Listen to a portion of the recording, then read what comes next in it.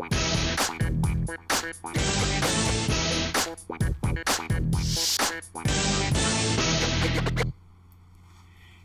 and welcome to Straight Talk Real Estate Reality with Joe and Darren of Urban Hillsides Real Estate, here to answer your pressing questions on real estate with hopefully some great answers.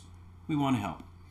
So today, Darren, we got the question from a client, how do I choose a lender? I'm confused. So, big topic. Let's try to break it down. Sure. So there are many categories of lenders. To simplify it, I'd probably put it into 5 categories. There are the big banks, credit unions, there are internet lenders, there are the mid-size direct lenders, and then there are mortgage brokers. Got it. All right. And from there, just give them a little definitions. Sure. Pros and cons of each. Right. So if you're buying a house, and it's different if you're refinancing, but if you're buying, the banks have very defined systems. You can imagine it's a big institution, and they have systems that have to be followed, which can delay the process at times and make it a little more difficult to navigate. Right. So that's I was going to say there too, it's very natural to pick a big bank.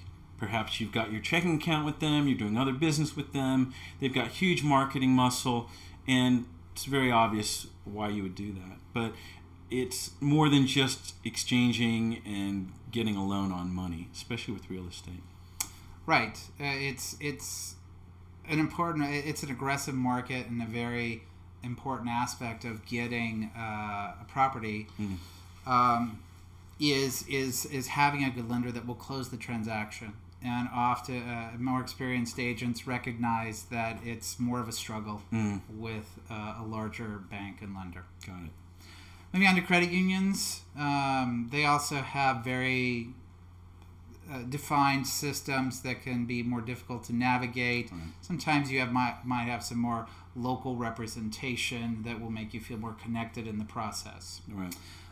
Next, internet lenders, little marketing. They're definitely aggressive on rates. No skin in the game, though, and probably the lowest closing ratio. Ooh, yeah. And, agents will recognize that when they're considering offers to accept. Got it. Next, mid-size banks, lenders seem to be typically more connected to a community. They focus a lot on relationships with agents, which make the process go better and more likely for your offer to be accepted if they're known in a community in general. Last, mortgage brokers.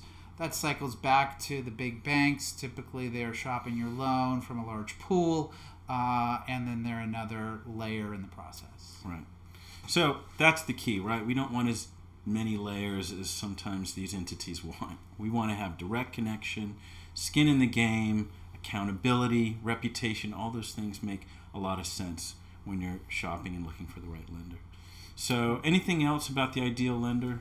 Sure. The local connected lender is going to have local appraisers that they know and have worked with, who understand the diversity of, we sell a lot of homes in the hills and older homes, and how to properly appraise these properties.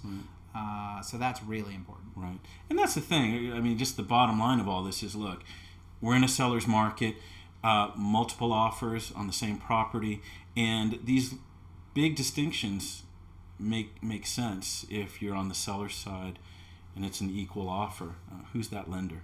And who's going to really close the deal? It's a make or break. 2 equal offers, one with a large bank lender, one with mid-sized direct, and there's a relationship. The lender itself will be the decisive factor. There you go. All right, guys. So if you have more questions on choosing the right lender, let us know. We'll be happy to assist. We do have our own preferred lenders that we can refer to you and start your own conversation with them. And, that's it. That's really the beginning to a successful transaction, is finding the right lender. So, again, thank you for joining us. Another thrilling edition of Straight Talk Real Estate Reality. We'll see you next week. You take care. Bye-bye. Bye.